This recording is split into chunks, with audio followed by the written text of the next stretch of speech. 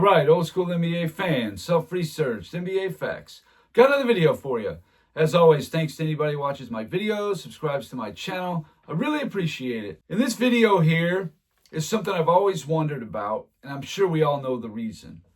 Why does LeBron James get so much love for allegedly carrying a bunch of bums in the 2007 playoff run, but Jason Kidd is never mentioned like that? The teams he took to the finals in 2002 and 2003 were comparable, very much so, as LeBron's 2007 Cavaliers team, the supporting cast. And LeBron James himself is better than Jason Kidd.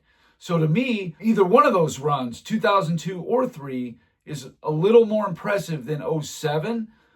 But to do it back to back, to me, way more impressive than Cleveland in 2007. That's the way I see it, and I'm going to make my case right here. So the 2002 New Jersey Nets, they were 52-30. They were the number 1 seed in the East. They were the 17th ranked offensive team. So like Cleveland in 07, they were meh offensively. They had their struggles at times. They were the number 1 defensive team. A lot of that is going to have to do with the conference they played in, the strength of their schedule and all that. 2/3 of their schedule against a very weak East. We all know how weak the East was at that time. Overall, they were the 5th net rated team, which really isn't amazing for a finals team. They were 5th in opponents' points per game allowed, which that's pretty good, actually. So on their squad, the 2002 New Jersey Nets, you got Jason Kidd, who's giving you 14.7 points per game, 7.3 rebounds, and 9.9 assists. That's a really good line. It really is. Other than the points, that's better than LeBron James in 07. The points, no, of course not. Jason Kidd was first team All-NBA, first team All-Defense. He only shot 32% from 3, 39.1% from the field. He did average 2.1 steals a game, though. And on his team, this is what he had. There was no killers. There was no 20-point-per-game scorer on this team, not even close. You had Kenyon Martin giving you 14.9, 5.3 rebounds, 2.6 assists on 46.3% shooting. Kerry Kittles, 13.4, 3.4 rebounds, 2.6 assists on 46.6% shooting. Keith Van Horn, 14.8 points per game, 7.5 rebounds, actually pretty good, 2 assists, 46.5% shooting. Their starting center, Todd McAuliffe, 9.7 points per game, 6.1 rebounds, 1.3 assists. I mean, when it came finals time, it was a joke to put that guy up against Shaq. Richard Jefferson was their 6th man. He was a rookie. 9.4 points per game, 3.7 rebounds, and 45.7% shooting. So overall, this squad does not knock your socks off. There's a bunch of serviceable, solid players. That's about all you could say. Richard Jefferson, Keith Van Horn, Kerry Kittles, they never made All-League. They never made an All-Star. And Kenyon Martin, probably the best player among them, 1-time All-Star. That's it. Out of all those players the kid was playing with. This was no, well-rounded, good squad. They were okay. But Jason Kidd was the difference maker. In the first round, they get Indiana. Now, this is a team that had an All-Star in Jermaine O'Neal. You had Ron Artest, who was 1 year away from being Defensive Player of the Year, I believe it was, in 04. They had a really nice season. And Reggie Miller, top 75 player, is still putting up some pretty good numbers. They needed double overtime in Game 5 to win in the first round. The conference semifinals against Charlotte. Charlotte's a 44-38 team. They beat them in 5. They had 1 All-Star also. I believe that was Jamal Mashburn, maybe. Eastern Conference Finals against Boston. They had 2 men. They had Antoine Walker and they had Paul Pierce. That was their 2 players. Both were All-Stars, though. 49-33. It was a 6-game series. The Nets won. Then in the finals, the Lakers were a 58-24 team. Of course, they had 2 All-Stars also. And they got swept mainly because they had just no answer for Shaq. There was nobody on their roster they could put in that would even slow him down. He just dunked on all their heads. Nothing they could do. Really, it's that simple. Shaq just destroyed them, and there's nothing they could do about it. But overall, in that run, they were 11-9 in the playoffs, which is just okay, I guess. But the Nets were not that good of a team at all. 52-30 was actually a pretty good record, but this team was not that good. They just weren't. The 2003 Nets, they were 49-33. The 18th ranked offense, the number 1 ranked defense, and the 4th ranked net team. They were 2nd in opponents' points per game allowed. That's all really good. But the team itself, here you go again. Jason Kidd put up more points this year. He goes to 18.7 points per game, 6.3 rebounds, 8.9 assists per game on 41.4% shooting. He was 2nd team All-NBA, 2nd team All-Defense, 2.2 steals, even though I think he had better numbers in 03 than he did in 02, but whatever. So his supporting cast is much the same. But this time you have Richard Jefferson, who's now in the starting lineup giving you 15.5 points per game, 6.4 rebounds on 50.1% shooting. Pretty good. Kenyon Martin, 16.7, 8.3 rebounds on 47% shooting. Again, not bad. That's good, not amazing by any means, but pretty good. Kerry Kittles, 13 points on 46.7% shooting. Your starting center is Jason Collins, 5.7 points and 4.5 rebounds on only 41.4% shooting from your center. Horrible. This is horrible stuff. And your 6th man is Lucius Harris, 10.3 points per game on 41.3% shooting. There's nothing there to knock your socks off at all.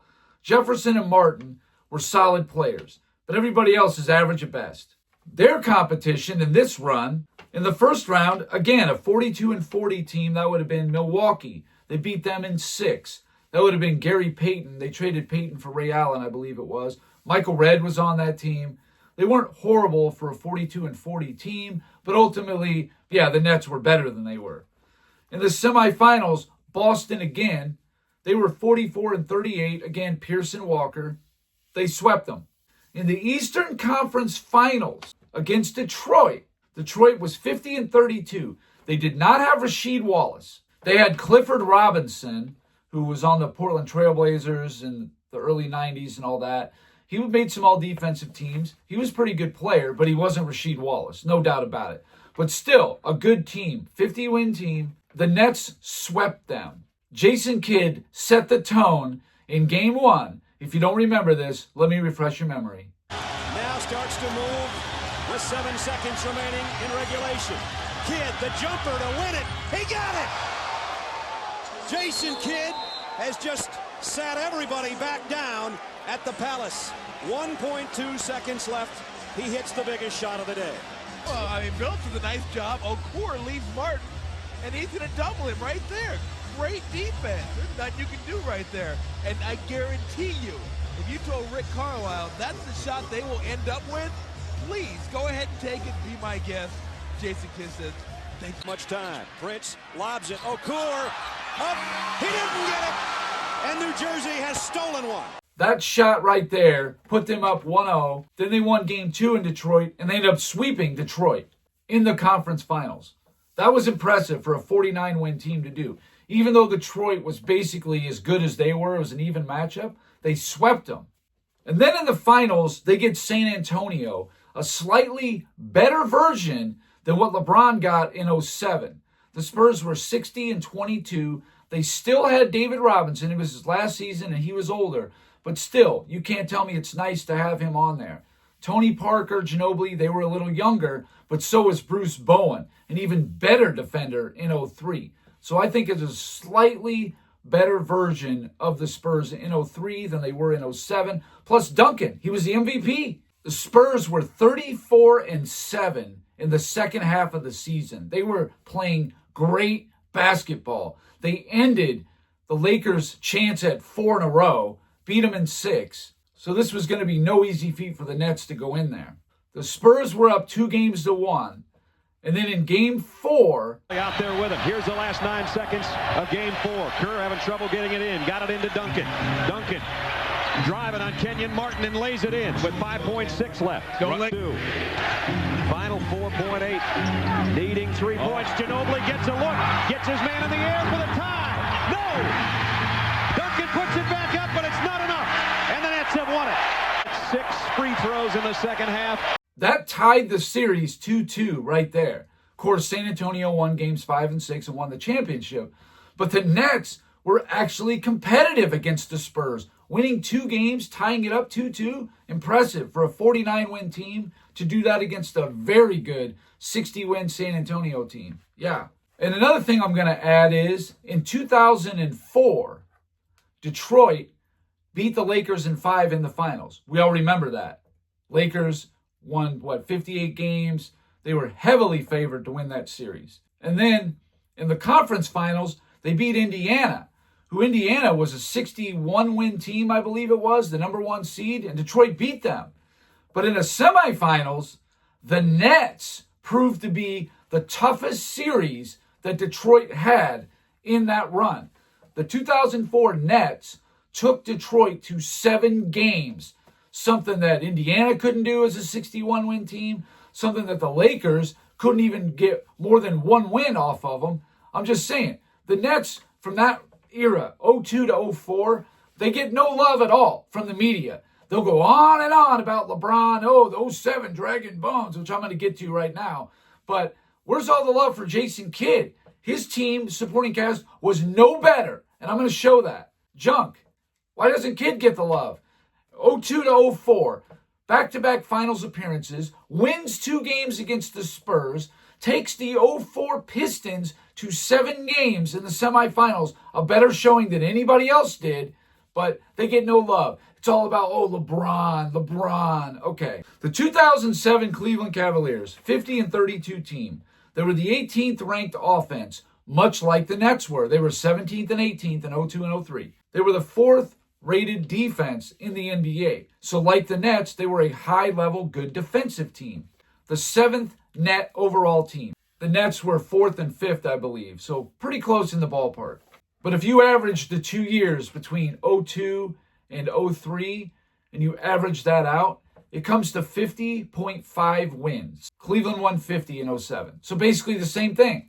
07 Cavaliers, LeBron James, obviously the best player, averaging 27.3 points per game, 6.7 rebounds, 6 assists per game, 47.6% shooting. He was first team All-NBA. They had Larry Hughes giving him 14.9 points per game, 3.8 rebounds, 3.7 assists on 40% shooting. He was a good player, though. When he was on the Wizards, he was even better, but for some reason, when he got to Cleveland, not as good. Zydrunas Ilgauskas, giving you 11.9 points per game, 7.7 rebounds on 48.5% shooting. That's not bad. The scoring's a little low, but LeBron does the lion's share of the scoring. Drew Gooden, 11.1 points per game, 8.5 rebounds per game on 47.3% shooting. Sasha Pavlovich, the 2-guard, 9 points a game on 45.3% shooting. Anderson Varejao, the 6th man coming off the bench, 6.8 points per game, 6.7 rebounds on 47.6% shooting. Varejao actually wasn't a bad player at all. Eric Snow, who I think actually was the starting point guard, was giving him 4 assists per game, which was second on the team.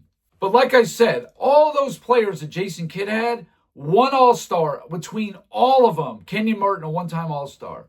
For LeBron, he had Larry Hughes, 1-time All-Defense. Actually, he led the NBA in steals, 2.9 steals per game. Zydrunas Ilgauskas, a 2-time All-Star. Anderson Varejao made All-Defense. Eric Snow made All-Defense. And I didn't even talk about Daniel Gibson yet. He was coming off the bench, shooting 41.9% from 3, which is excellent. Who did they play in the playoffs? The 41-41 Wizards, missing Gilbert Arenas and Caron Butler. They swept them. The Nets, they were also 41-41. Cleveland beat them in 6 games. Then they got the Pistons in the conference finals. They were 3 wins better. Big whoop. But they didn't have Ben Wallace anymore. They were not the same team as the 04 and 05 Pistons, even the 06 Pistons. They were not the same team, not even close. But LeBron did have a great Game 5 at Detroit to win that game and go up 3-2 in the series. Absolutely. That was a big turning point. However, in Game 6, LeBron James shot 3 for 11. The only reason he had any kind of decent scoring he had 20 points was because he was 14 for 19 from the line. He had a lot of free throws, even though he still shot under 75%. But in Game 6 in that series, the clinching one, LeBron was not the hero. This guy was. Gibson for three. David Jones. Daniel Gibson from downtown. This guy's becoming a legend. Nobody had heard of him about 2 weeks ago. Gibson for three. Yes! Are you kidding me? Gibson open for three. Yes! Gibson for three. My goodness. That's five from downtown and a career high of 27 points for Daniel Gibson. He ended up with 31 points on 9 shots. I don't know if I've ever even heard of somebody getting 31 points on 9 shots. If so, I'd have to research it because I don't know if I've ever heard of that. The guy was just unbelievable. Daniel Gibson sent them to the finals single-handedly in Game 6. There's no doubt about that. That must be nice to have your 7th or 8th guy coming off the bench and getting you 31 points like that. That must be pretty nice. Maybe his bum team wasn't as bad as what people said. And in Game 4, he had 21 points. LeBron James' supporting cast in 2007 was very comparable to Jason Kidd's supporting cast in 02 and 03. In the finals, they get the Spurs, 58-24. Now, this is a team that was tied 2-2 against Phoenix till they suspended Amari Stoudemire, kind of shady. And then, of course, they end up winning it in 6 games, yada, yada. In the finals, the Spurs swept Cleveland. LeBron was anemic in that game. Everybody knows his shooting was not good. They cut him off from the paint. His bag of tricks is pretty much done right there. He can't do much.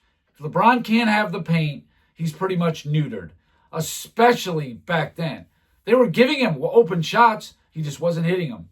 But all in all, for me, I believe that the 2002-2003 Nets were as impressive, if not more impressive, because it was back-to-back than the 07 Cavaliers were. How wasn't it? The record was right around the same. The competition within the conference was right around the same. And at least they averaged 1 finals win in each one because they beat San Antonio 2 games. Cleveland got swept out. Now, the Nets did get swept out in 02 also, true. But in 03, they won 2 finals games where Cleveland couldn't even do that. I don't want to hear it. I don't know why Jason Kidd doesn't get crazy love like LeBron James does for this carrying bums BS. Oh, yeah, LeBron just carried bums. Then maybe either A, it wasn't that hard to get to the finals in the East during that time. Maybe it just wasn't that hard because Jason Kidd did it in back-to-back years and actually pushed Detroit to 7 games in the semifinals in 04 that nobody could beat. They had the best showing of anybody. So maybe this whole thing is a little overblown, overhyped by the Clutch Sports media. Anyway, that's all I got for this video. Thank you guys for watching. If you liked it, please hit the like button. If you wouldn't mind sharing it, that would be great. If you haven't subscribed already, please do. I give daily content. And that's it. Until next time.